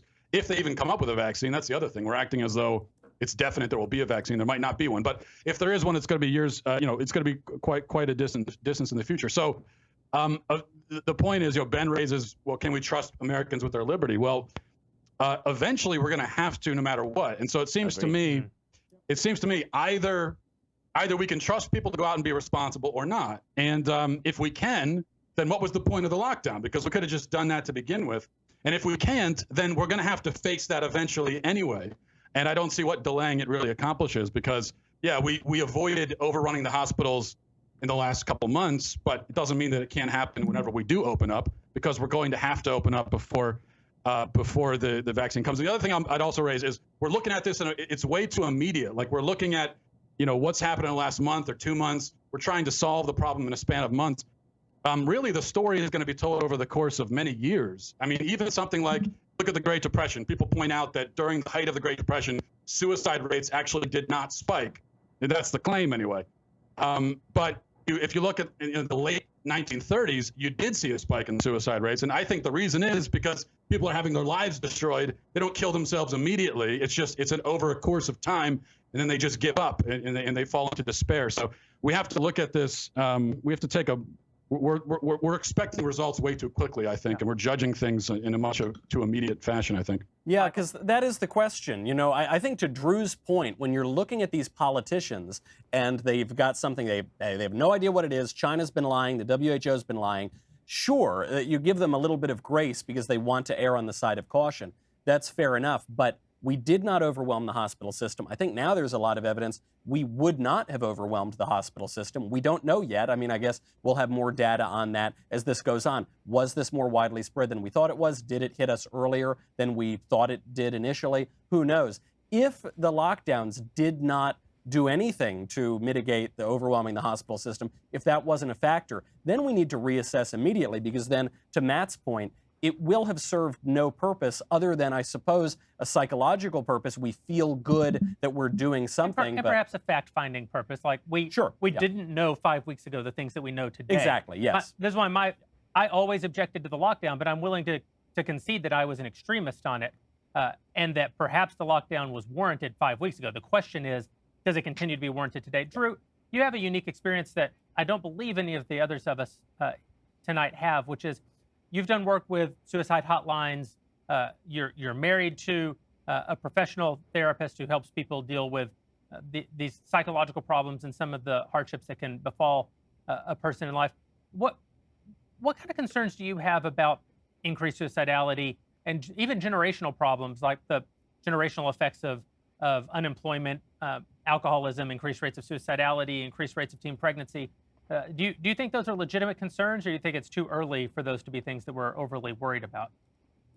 Well, it's too early to know whether they'll happen, but there's certainly legitimate concerns. And, this goes back to an old argument, we always had where I say, you've always said, well, if your community falls apart, you should move. And that may be true, but that's not what happens. And when people's lives and communities fall apart, they die, and that is something we saw because of the Obama economy, and it could happen again if we suffer that kind of depression. Matt is absolutely right. It doesn't happen right away. Being isolated is terrible for depression. Marriages that have tensions in them. I mean, I'm thanking God every day that I love my wife so much, because if you're stuck in it's terrible for her because she's stuck with me, but I'm like stuck with her, and it's great. If you're stuck in a marriage that's tense and now you've got to really deal with those things and nowhere to go, that can be a real stressor. And the isolation can be a terrible, terrible thing. So yeah, this is going to be, I'm not going to predict suicides because I just don't know. I really don't know what's going to happen. And I think that that's the most important thing. None of us knows yet what is going to happen or how this is going to play out. I'm hoping the economy will rumble back to life in a good way. But over time, absolutely, this is a real thing. And it is. And the people in the press who are saying that if you are talking about the economy, you don't care about human life, are just idiots, because economy is human life. The economy is how we live. It's how we support one another. It's how we find meaning in our life. It's how we have dignity in our life. And we saw under the Obama economy what happens to people when they don't have that. So yeah, it's definitely a concern. Ben. I mean, I would also urge people who are conservative not to rely too heavily on the argument that when the economy goes down, people will be suicidal or there will be deaths of despair, simply because that is betting an unsure thing against a sure thing, which is the number of bodies that are piling up on this thing. That it's sort of, I just don't think that's an easy argument to make. I think the argument that nobody will make, but is the honest argument, is that quality of life matters too in this country. I mean, the idea that somehow it does us no damage, that we just have to stack up, the way Andrew Cuomo put it today, we just have to stack up pure loss of life against all other factors. Single factor analysis sucks, no matter how you slice it. Single factor analysis is the worst analysis you can do. It's true statistically. It is true in life. That is not how people actually make considerations. I mean, the fact is that if Andrew Cuomo is saying things like, well, if we could save one life, then we should do whatever. That is the last refuge of the rogue, that particular argument. And to pretend that public policy isn't the weighing of priorities, including, by the way, the priority of not being broke and watching your life's dreams destroyed and watching your family fall apart. You may live, but your life may suck an awful lot. Right? Last I checked, the conflict between capitalism and communism wasn't purely about the number of lives to be saved. It was also about the kind of life that people wanted to live. And that sort of stuff is incredibly important. I mean, you're seeing tens of millions of people who never thought that they were going to be on a food line, now waiting in line for a food bank after having expended their entire life savings to start a restaurant, then having it forcibly shut down by the government in the middle of this thing. And then you're seeing people like Don Lemon on TV saying, well, these are just people who want a haircut. Go F yourself, dude. Yeah. And if the consideration is supposed to be that there are, F is for Fredo. If the consideration is supposed to be just purely along one axis, which is the loss of human life, then obviously that does implicate the sort of bubble argument. Okay, fine. Well, then let's all lock down. Let's go into bubbles. Nobody ever drives again. Nobody ever works again. That's when you get into the arguments that you've seen some people getting criticized for on Fox News. But that argument is begged by the attitude of some people on the left, which is the only factor that we should be concerned about in any way is purely the number of lives lost. Because, again, quality of life matters. I mean, my God. That brings me to my last question while we have Matt with us. There's five religious men broadcasting here today. Only one of us is correct in our theology, which means that it can't be the two who agree with everything that the Pope says. Not this Pope, but just other popes. Generally. Just popes generally. And we all know that it's not Drew. But five Wait, I'm the only one with a direct connection. Five religious men, and we are obviously going through something that has massive spiritual implications in the country right now. In fact, my view is that one of the reasons that we've seen the level of panic that we've seen, and I love it when people say, there's no panic, there's only us trying to do the absolute right thing. And then we have snitch lines for what to do with our neighbors. Obviously, there's panic in the country right now, huge tension in the country. My view of it is that at least in part it's because we stand on the shoulders of the greatest generation who defeated war, disease, poverty, and death in the West, in particular in America. And we are a generation of people who've just not contemplated mortality. Yeah. Matt, what do you think about the sort of spiritual piece, the sort of spirit? What does this reveal about us, and what might we do to address it? I think you're exactly right. I think people are coming up against the reality that we are mortal, and you see that even in far less dramatic circumstances. You think back to it feels like 10 years ago now, but Kobe Bryant. Remember when Kobe Bryant died? Not that long ago, and it was the biggest story in the world for a week. Yeah. And I think the reason why that stuff, celebrity deaths and so on, affect people so much is just because it makes us think about the fact that, oh my gosh, I'm going to die, and here's this person who was a part of my life, at least in a peripheral sense, and is gone now. So I'll be gone soon too. And then this even more. It's a reality. Death is out there, and then it becomes this awkward thing because you do want to make the point that, listen, death is not the worst thing in the world. It is going to happen to all of us. We don't want to give up everything just to avoid death because it's a fool's errand anyway. And that's just not the right or dignified way to live. When you try to make that point, of course, you get descended upon by the media. Look at the Lieutenant Governor of Texas, Dan Patrick. Yeah. He made this point and said that there are things worse than death, and I would rather risk my own life to preserve a civilization for my children, which is the right attitude for a parent to have. But of course, people act like that's some sort of nihilistic, suicidal position when it's the exact opposite. That's the position of someone who realizes that life is meaningful. And if you realize that life is meaningful, you also realize that it's not the most meaningful thing in the world. And I think that's what we're missing. Glenn Beck was also descended upon by the vultures in the media for making a similar point 3 weeks ago.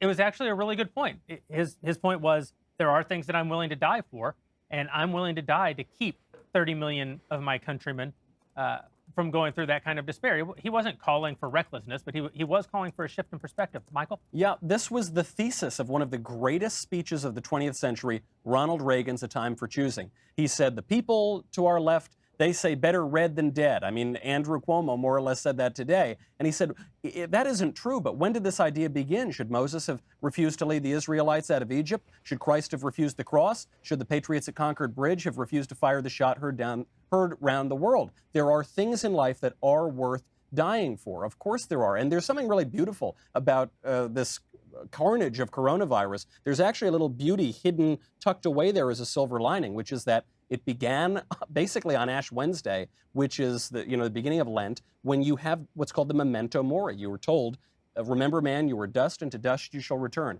One of my earliest shows during this whole pandemic was called We're All Gonna Die. Statistically, the vast majority of us are not going to die from coronavirus, but we are going to die. And, if there's anything positive about being in isolation, it gets you away from all the distractions of life, and you start to contemplate the eternal questions. And that can either be very uplifting or absolutely terrifying. Yeah. Probably more terrifying when you're Drew's age. It's not, it's not my only joke. Actually not, though. It's actually the other way around. I mean, at some point, you feel like you've lived. At some point, you feel like you did some of what you were sent to do. In my case, my life has been insanely joyful, and God owes me absolutely nothing.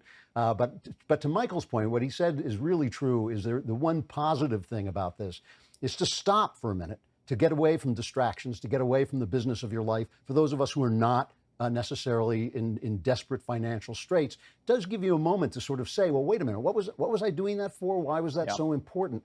One of the aspects of American life is that it really is full of good stuff. It's full of machines, and it's full of food, and it's full of wine, and it's just got a lot of stuff to enjoy that can make you think that life is everything, that this moment is everything. The fame that can be gotten just by going on Twitter is fame that the poets would have died for a long time ago. Or now. And now everybody has it. Everybody's yeah, exactly. Everybody's got it now, except poets.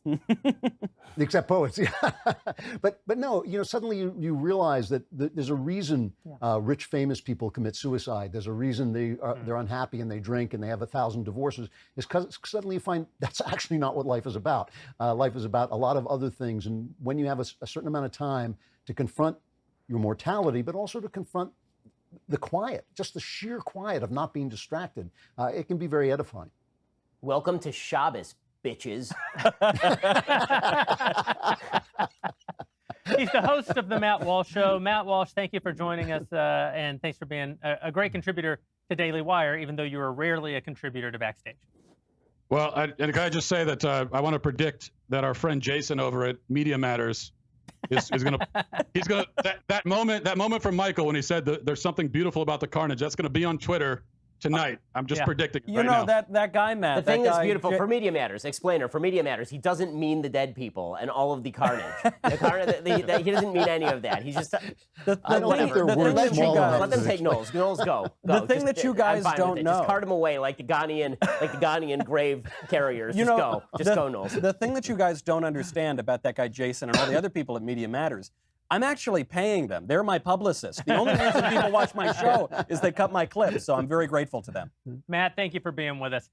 One of the things that I've done since the last time that we were all together, and it's actually not because of COVID. I had actually started contemplating it before, and even taking the first steps, is I actually went to Policy Genius and bought a life insurance policy. I felt they've been great sponsors to the show. My wife and I, neither of us have had a policy beyond our limited policy that we both have through our employers. And I wanted to go through the whole process with Policy Genius. I went over to policygenius.com. It took mere minutes to get a quote. Even during this difficult time that we've been in, when most of LA, most of the country has been shut down, they still sent health professionals out to our home to take blood and do the sort of physical examinations that they need to do to be able to qualify us for these policies. And I can't speak highly enough about this remarkable service, Policy Genius. We're always prone to get things wrong. That's just life. But there are also things we can get right on the first try. Shopping for life insurance can be one of the latter instead of one of the former. That's where Policy Genius comes in. Policy Genius makes finding the right life insurance a breeze in minutes, and it was truly minutes. You can compare quotes from the top insurers to find your best price. You could save $1,500 or more a year by using Policy Genius to compare life insurance policies. I'll go ahead and tell you a little bit more because I did want to go through the whole Policy Genius experience, but I'm also what they call a cheapskate.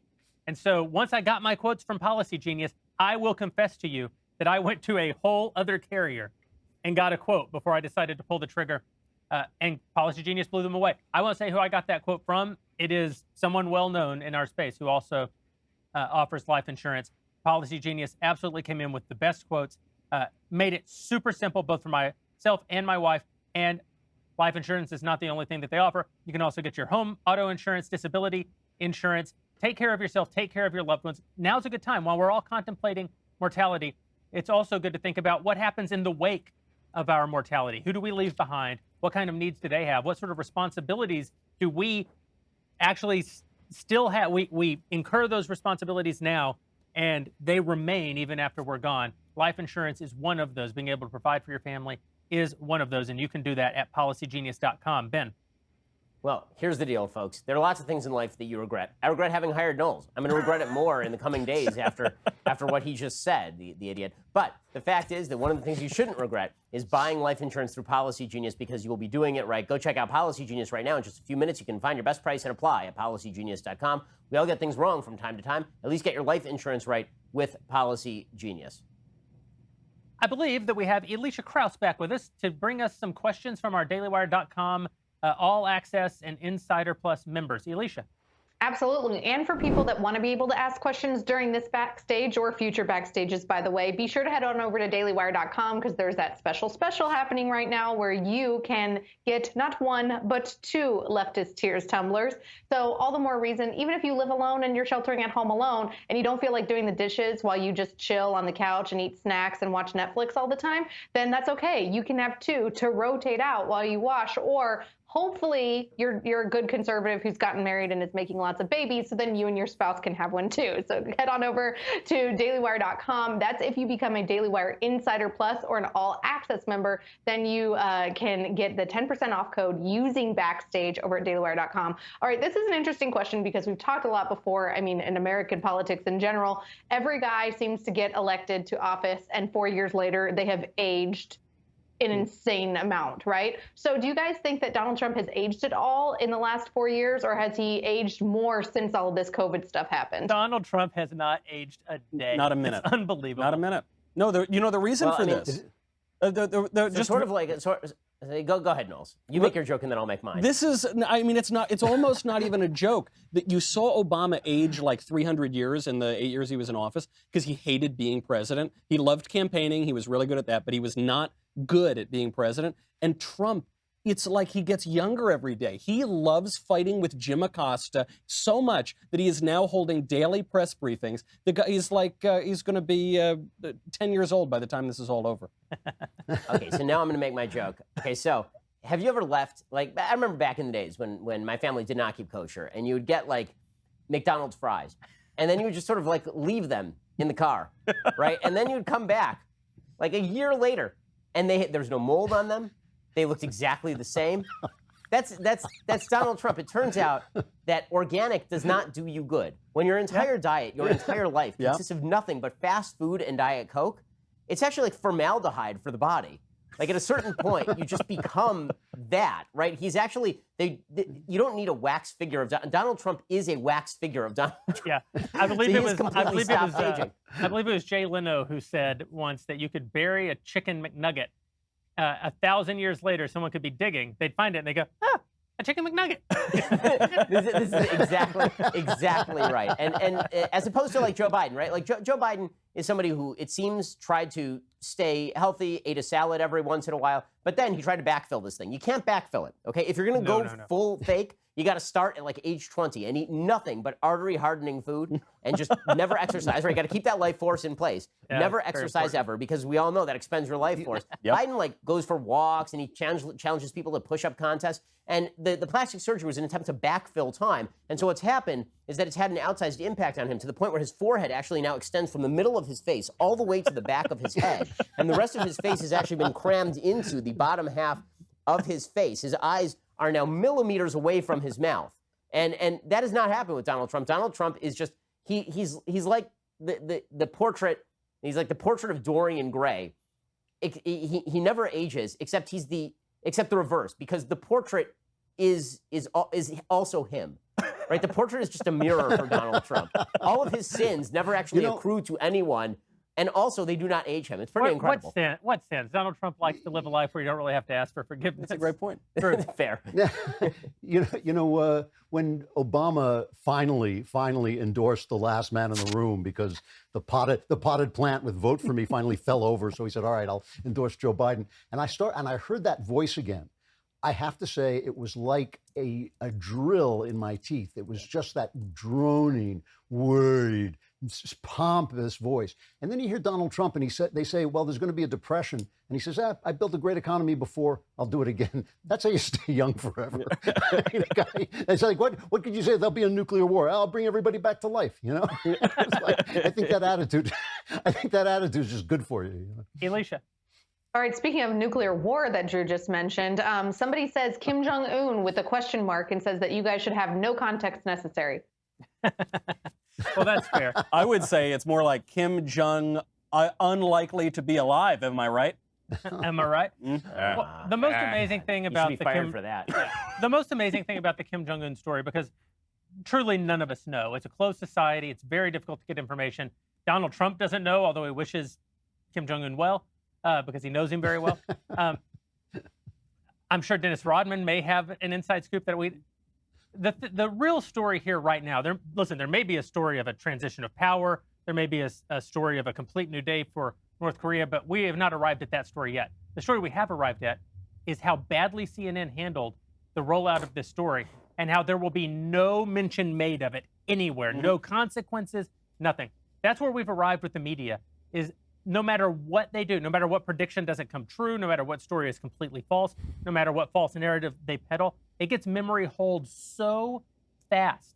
Ben, is that because of the age of Trump? Is it because of the age of the internet? Or is that because the only place you would get such a story is from there's no accountability for mainstream media. You know for a fact that if Daily Wire had jumped on that and reported it first, suddenly that appears in every single Google result for a year. Right, for us. But if it's CNN that does it, then CNN is still a reliable, trusted source that people should trust for their news. I mean, that is just the bias that is inherent in the industry that we are in. There actually is another buried story here, too, which is that people are like, oh, Kim Jong-un's sister might take over. Remember 5 minutes ago when the media were basically bowing down to Kim Jong-un's sister? Yeah. Remember she went to the Olympics and the whole thing was, she's so gorgeous and look at her and she slay queen. Well, she may actually be slaying people. She may actually be slaying queen, right, in very short order. and it's going to be fun to watch the media. I will say, I'm looking forward to the obits. I mean, for Kim Jong-un, number one, because he's a horrible human being, and there are very few people who deserve to die, but he is definitely one of them. But if Kim Jong-un were to plot, the obituaries would just, he's not an austere religious scholar quite, like al-Baghdadi, but would he be beloved, rotund scratch golfer? Would he be well-known unicorn sanctuary founder? What exactly would be the headline in the New York Times about Kim Jong-un? Unbelievable. Alicia, we have time for one more question. All right, this is a fun question. It kind of takes people's mind off of COVID for a little bit. If there was one person from the past that you could bring back to life, who would it be? Drew. No, that was my answer. You would bring Drew back to life. I thought you were going to say Ben, because Ben died of corona 30 minutes ago. I don't mind you making fun of me. I mind that you got the best line of the show. That disturbs me. It's funny. I've been living a lot of just because of stuff I'm writing. I've been living a lot among the romantic poets who are my favorite, the English romantic poets who are my favorite poets.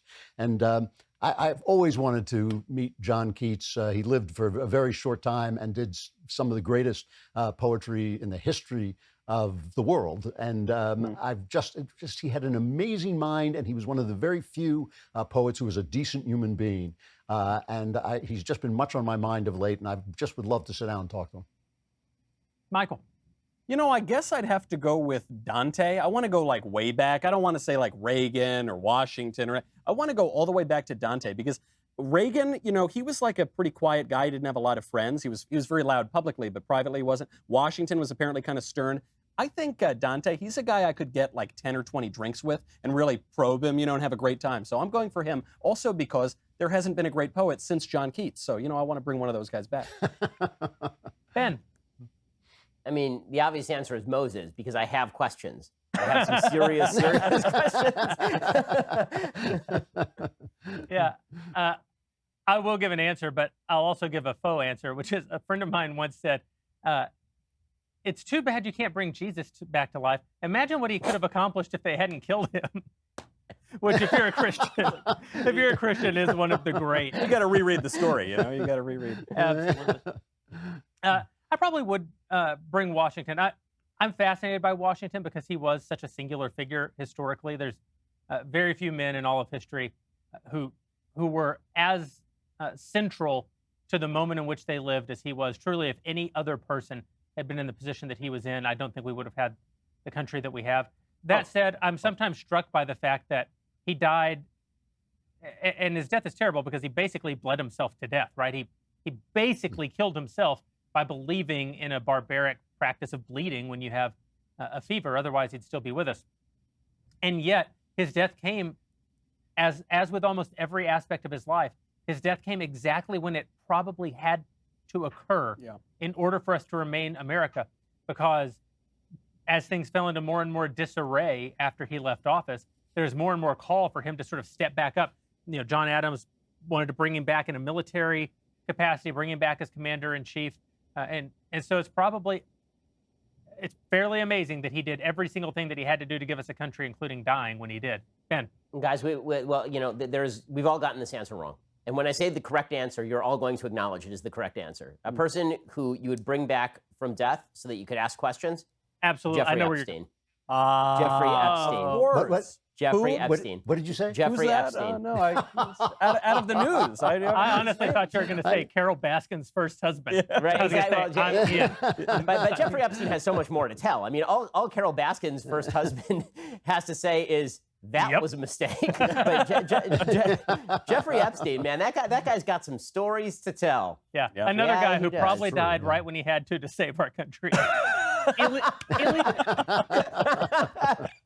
Alicia, what's your answer to this one? I would say Hamilton, just because I want to know if he likes the play or not, and who shot first. No, he doesn't. He does not like. He doesn't like the play. I'll answer it for you, Alicia. He doesn't like the play. I know you think he doesn't like the play, but you're right. I just You're right, want to know Alicia. if He's he going to come likes it or back. not. You're right. He's going to come back from 1803, and he's going to be like, you know what I like? This newfangled form we call rap. I'm really I into want him to school Lin-Manuel Miranda and be like, no, half of this is not historically accurate, dude. What the heck? So, Alicia, stick around with us as I present my last question to the panel for tonight. You know, as we talked briefly about, it's Earth Day. Also, we're in the middle of a once-in-a-century traumatic event for the country. Leave it to the left to conflate these two things, and they also see a silver lining. Their silver lining isn't what it can teach us spiritually to look at the kinds of tragedies that are taking place around us.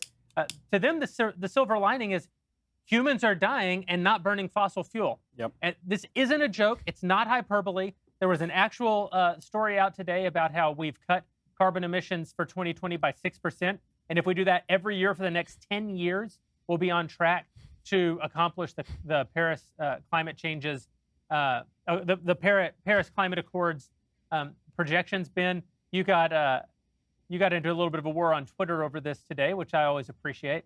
I mean,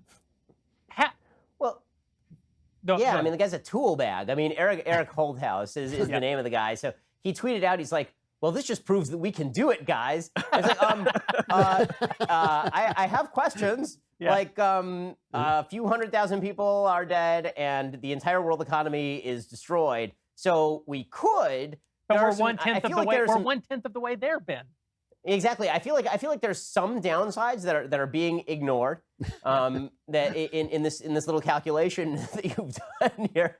And then of course he did the ridiculous Twitter trick, which is that when somebody who's more prominent than you retweets you or says something to you, then you change your Twitter handle to rip them. And so his very clever riposte to me pointing out that perhaps the near apocalypse might not be the best solution to the possibility that the climate is going to warm by 1.5 degrees Celsius over the course of the next 100 years, that perhaps the complete destruction of all we hold dear and the deaths of thousands of people who we like, that maybe that might not actually be the best possible solution to the fact that water level is going to rise by a foot over the course of the next century. When I pointed this out, he went to Ben Shapiro is a racist, which I have to say was extraordinarily convincing. I immediately recanted my prior position. And now I am absolutely on board with mass numbers of people just dying because, I mean, that will obviously save the world. If we can only save the world so that there are no people. I mean, this is actually the real solution, right? We just get rid of the people, right? If it weren't for the people, the air would be beautiful, the trees would be blooming. I actually connected the whole house thing to, I'm going to rip on your boy again here, Knowles, but I connected it to the whole Pope, nature is taking revenge. It's like, I have something to tell you about nature. I've been trying to warn people about nature for a long time. I have a warning about nature. And Alicia, this one's for you. This goes out to Alicia Krause, who loves her some nature. Okay, now, I've been saying this. Alicia can attest to it because she was on morning radio with me for years. Nature is trying to murder you. This is nature's job. Nature is trying to kill you. Yes, nature will give you the bounty of her fruit until you're age 35, at which point you are susceptible to everything and you will die, right? If you are just out there in the open, your life expectancy is like 35 years old, and then you're dead. You're dead, right? So nature's been trying to kill us for an awful long time, and the idea that I ought to have sympathy for the rocks and the trees and the dung beetles in the absence of what they can do for, intelligent human beings who are capable of helping other people and making the world a better place for other human beings. Like, yes, I damn well do value my children over the trees. Sorry, if I have to make the decision as to whether the air is minutely cleaner or my kids live another year, that is not a decision in any way, shape, or form. And this notion that, like, we're supposed to prize nature for herself because nature is the true glory. You know what nature's trying to do right now? Right now, that she's planning. You know what nature's trying to do Yeah, she's hiding right behind that wall. That is correct. Behind every wall, in fact. Behind all the walls is nature. And nature is waiting to murder you. We developed an entire civilization to get away from nature, like a horror film. Okay? People who go camping. Notice the people who go camping. I'm glad you enjoy the camping. We developed an entire civilization so you don't have to camp. An entire civilization that has a permanent roof, right, with like running water and toilets so that you don't live in your own feces and have to drag animals out of their hidey holes and roast them over tiny fires. The absolute worship of nature. I like hiking too. Okay, but can we be real about like what nature does and what nature is and how nature is amoral and wants to kill you? But Ben, one of the things that the guy actually said in that Twitter thread was, if we don't accomplish the Paris Climate Accord projections, in other words, if things aren't as they are now for a decade or more, he said, in our lifetime, our entire civilization will be destroyed. And they say So we're science deniers. Yeah. I mean, the same people who think that humans can live on Mars think that the temperature going up 1.5 degrees on Earth will destroy all civilization, not have consequences, destroy our civilization. Michael. You know, the timing of this is pretty amazing, exactly to Ben's point, which is that at precisely the same time that we are being told that the Earth in its fury concocted the coronavirus to wipe us all out because we, humanity, we're the true virus. Yeah. At the very same time, we are being told that we need to celebrate the Earth. This is the greatest argument I've ever heard for pollution. I'm going to go out when this is all over and buy a Hummer. I'm going to drink out of 10 plastic straws at a time. I think now's the time. We've got to start polluting. Yeah. Sorry. I have to. We have to say sorry. Everyone, I need your comments on that amazing AOC tweet about the price of oil. Okay, I just need your comment on this, right? Because this was a signal moment in American political history. Was the price of oil, the futures dropped below zero. Right? It was like negative $36 a barrel. So they would like pay you to just take a barrel of oil and wheel it over to your house and just leave it in the backyard. And AOC's like, I can't think of a better time to invest in green energy. It's like, remind me not to invest with the AOC hedge fund. Okay. That's not how investing works, you know. They always say, really, buy high, sell low. I think that's what the AOC hedge fund is telling you to do. And it's also, it was a genuinely offensive comment because you've got hundreds of thousands of Americans maybe in the energy sector losing their jobs, and she says, you love to see it.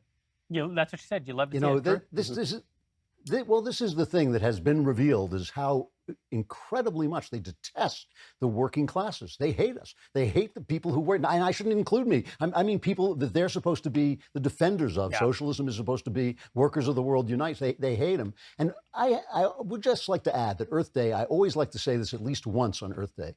There's only one interesting thing about the Earth, just one, and that's us. The mind of man is the only interesting thing about the Earth.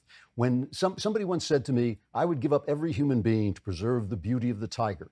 And I said, the tiger has no beauty except in the mind of man. Nothing that exists that is of value exists except in the mind of man, excluding in the mind of God. I will acknowledge that. But here on Earth, everything, beauty, truth, morality, the worth of the Earth, all of it exists in the mind of man. Take away the mind of man, the Earth's just a rock floating in space. And all of these people who worship Gaia and all of these people who worship isms, socialism or feminism or whatever ism they worship, they don't understand. It's all about us. It's all about our good, our benefit, our closeness to our Creator. That's it. Alicia, you like to sleep in tents and pee on rocks. I think you're the only camper among us. Are you trying to say No, I'm the I manliest used of to you camp, all? but- Then yes, maybe. But in my defense, as much as I like hiking and camping, and so does Drew, by the way. How come y'all don't give him crap for that? I am the one that is actually like gone hunting and knows how to skin a deer and was raised around cattle and stuff. It's been interesting because you do know that people now are buying like chicken, like laying hens in mass, and there are suppliers all around the country that say that they're not laying chicks available until June. So I'm going to wait and get a deal in July and August when all of this is blown over and finally get my Kraus House chicken coop. And then when I deliver you guys fresh eggs, you will not be making fun of Mother Nature anymore. No, we'll just be Alicia, I making will fun be of you. making fun of Mother Nature because I'm just going to note there's a place. It's called a supermarket. It sells eggs to me like right Wear a now, mask. like They have to be anytime I 6 feet want, away. anytime I want. I don't have to wait till June for you and your chicken to bring me eggs. All I have to do is go down the block with like $5 because here's an ism I love. Capitalism. Yeah. Oh, there it The is. moolah, the monies. Because capitalism is not really an ism. That's why. Well, that's true. That's right. It is a recognition of basic human. It is a recognition of basic human freedom. That's all. It's just a corollary of basic human freedom. Capitalism is, and in fact, even where people aren't free, markets exist.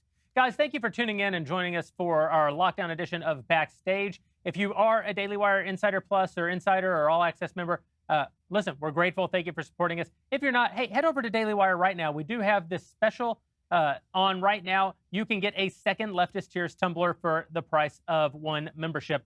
That's a tumbler for the left hand, a tumbler for the right hand. And while you're sipping from each of your two Leftist Tears tumbler, you can actually head over to dailywire.com right now and join us post Backstage. We do a discussion. That's where you can tune in, ask questions of me, Ben, Drew, Michael, Alicia in a written format, and we'll respond to those over at dailywire.com. Thanks, and we'll see you next time.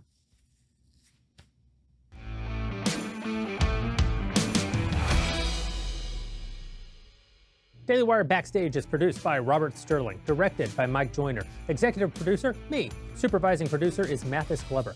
Technical producer is Austin Stevens. Assistant director, Pavel Wadowski. Edited by Adam Sayevitz. Audio is mixed by Mike Coromina. The Daily Wire Backstage is a Daily Wire production. Copyright Daily Wire 2020. Well, hey there. Now's the time when you hit that like button for me so we can keep smoking cigars and drinking whiskey for your amusement. Or, in Ben's case, eating popcorn directly off the floor. He's weird.